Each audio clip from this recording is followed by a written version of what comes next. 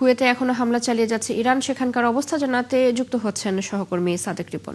রিপন, সবশেষ কখন হামলা হয়েছে কুয়েতে? নতুন করে হতাহতের কোনো তথ্য পেয়েছেন কিনা জানাবেন। কুয়েতে আজ সোমবার ভোর 3টার দিকে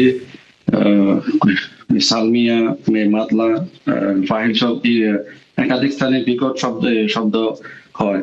আর এই শব্দের কারণে প্রবাসীরা আতঙ্কিত হয়ে যায়, যেহেতু ভোর রাত প্রবাসীরা খাওয়ার সময় ওই সময় কিন্তু অনেকে আবার কমেছিল, কিন্তু বিকট শব্দের কারণে প্রবাসীরা আতঙ্কিত হয়ে তারা বিল্ডিং থেকে বের হয়ে যান, রাস্তায় অবস্থান করেন, মানে কোথায় কি হয়েছে। তো যেটা কুয়েতের প্রতিরক্ষা মন্ত্রণালয়ের মুখপাত্র কর্নেল সৌদ আল আতওয়ান জানিয়েছেন যে ইরান থেকে যে বোমা নিক্ষেপ সেটা কুয়েতের বিমান বাহিনী সেটা প্রতিহত করেছে। তো কোনো ধরনের হতাহতের ঘটনা ঘটেনি এখানে কুয়েতে।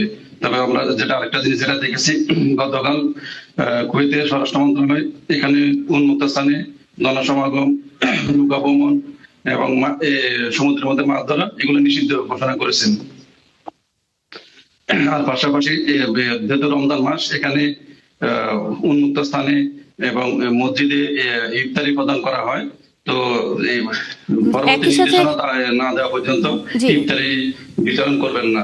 রিপন, একই সাথে একটু জানতে চাচ্ছিলাম প্রবাসীদের জন্য দূতাবাসের কোনো বিশেষ নির্দেশনা আছে কিনা?